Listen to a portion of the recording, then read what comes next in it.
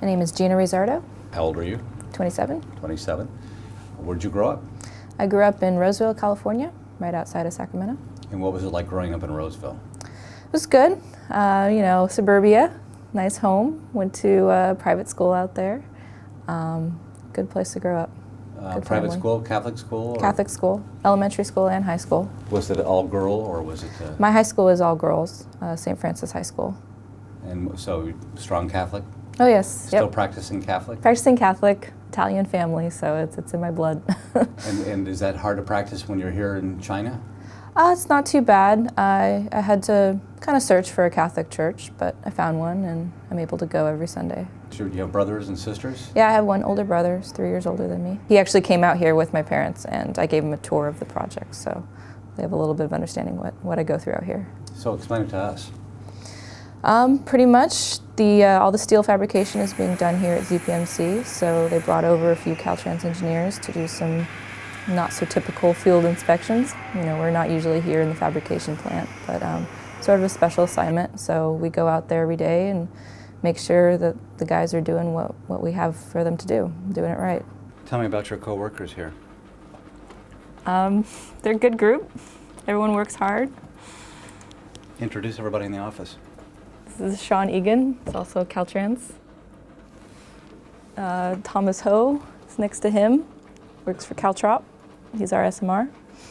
Marcos McManus, he's actually working on the OBG, but he had to sit in here with us. And Dave McClary over here works for AECOM. I deal with the bolting, and back home there's certain standards that they have to install the bolts to, and here it was obvious that they had never really done it before, so it was a process of going through step by step what they have to do, and a learning process for them. It's just that they didn't know, and so it was teaching them really. Did you want to work for Caltrans?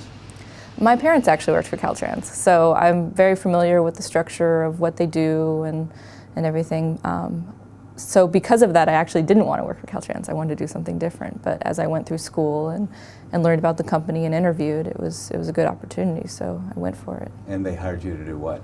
I was hired for this project. For this project? Mm-hmm. I was hired in January of '06, so 5 years ago, right when the project was getting started, before we had a contractor, but there was a contract, and have been on it ever since. And so you were right out of college? Right out of college. And you graduated with what kind of degree? Civil engineering. Civil engineering. Mm-hmm. So they hired you and they said, did they tell you right off the bat you were going to be going to China? No. I was in Oakland for about 2 years, and then the opportunity came up. They said, we're sending people over. If you're interested, let us know. There was a little bit of an application, and I just voiced my opinion and said, I want to go, and whoever would listen to me, I said, I want to go, and finally they let me come. I was surprised to come over and see the ZPMC workers. There's a lot of women out there. I thought it would be all males. So that was definitely a surprise. And then also people told me, it's dirty and people push and all that, and that's definitely lived up to its standards. I see that a lot, and that's gotten to me a little bit, but all in all, it's been really good. So you've done a lot of things while you were here? Yeah, I've traveled quite a bit.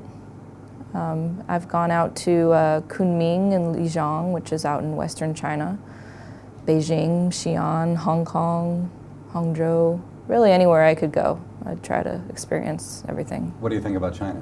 What's your overall impression? It's been good. I've learned a lot. I think I've grown up a lot here. Being away from your family and your friends it's hard, but it's exciting too, because you become very independent, especially me. I'm here by myself, no family or anything like that. And it's been good. I know that I can do it. I can live anywhere if you can live in China.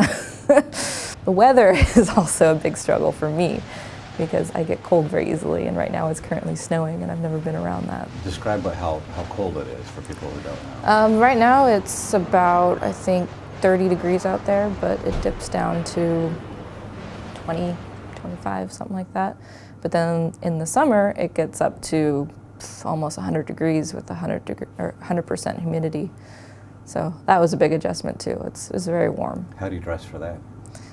You can't. I mean, you can't dress down anymore. You still have to wear your jeans and boots and hard hat. So you just drink your water and hope you don't overheat. It has been a memory of a lifetime? Oh yes, I can't wait to tell grandkids someday, oh, when I lived in China back in 2009. It's one for the books, for sure.